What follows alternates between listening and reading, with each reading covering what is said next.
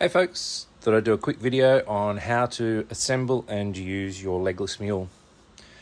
We've got the body, and you'll find that there are 4 holes in the bottom. That's where the foot of the mule fits into. Included in the pack are 4 screws that fit into the foot.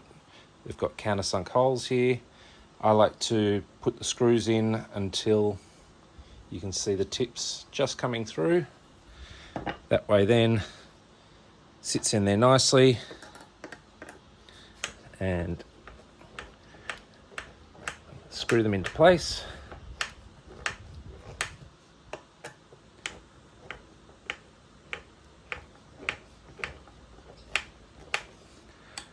Don't over tighten them.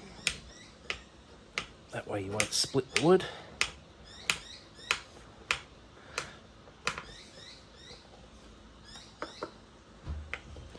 The risk with using a power drill to do this is you can over tighten them, so just be careful. So that's that, ready to go. Now you can grab yourself either some F-clamps, or you could also drill yourself holes into here if you want to fix your legless mule permanently to your bench. For this, I prefer to use a clamp so that it's not permanent. I can move it round.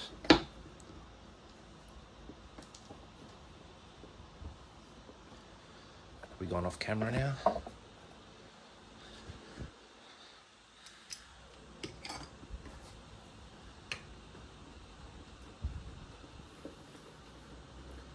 So that's that part. Also included in the kit are 4 screws. They're button heads that join the paddles together. Put that one through. Oh, actually, there are 2 height settings. If these settings didn't work for you, it would be easy enough to screw these back out and put new holes in to suit.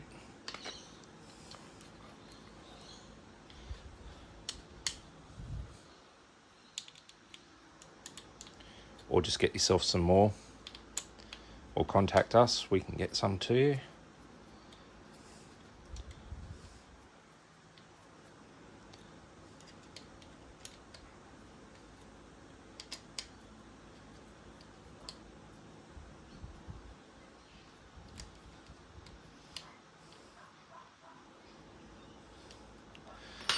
Alright, that's one.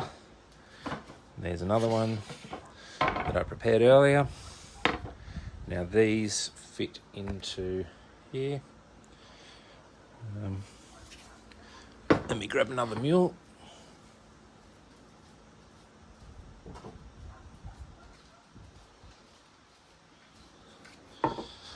So in the front, you've got 3 different holes on either side, which gives you a whole bunch of different settings to work with.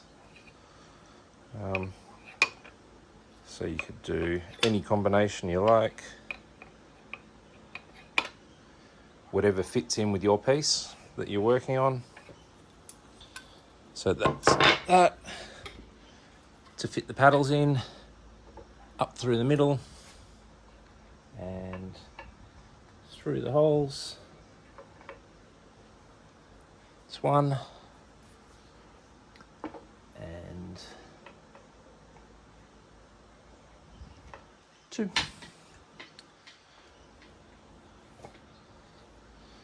So that now, use your feet, hold your spoon in place.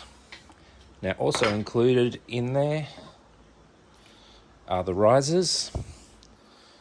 What the risers do is gives you some different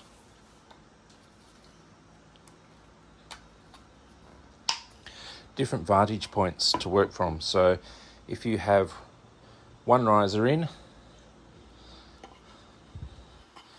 that then means that you can hang your spoon in here and hang it off the edge, and it gives you a different perspective to work with. You could have 2 risers in, and the paddles will come up and meet to be able to still grab onto that. That gives you further clearance on the sides here because the risers have been rounded on the sides here. So to get your draw knife through, gives you a bit more clearance. You could also have that riser out, which then drops your spoon down like that, or that. You'll find also that in the back here, there's that cutout so that your spoon can hang into there,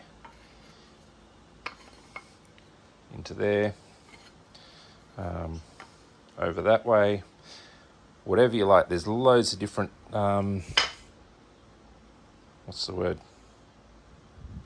ways that you can change around, combinations. You can sit it back here. You get the idea. It's a bit hard one-handed watching a video. Also, you can use your gouge here. So if you grab yourself another clamp, pop that there, clamp it down. You've now got your spoon secured, and you've got access from all the way round here, round here, round here, to use a gouge to hollow out your bowl. There you go. Any questions, shoot me an email, ask on the video, and I hope you like. Cheers. Bye.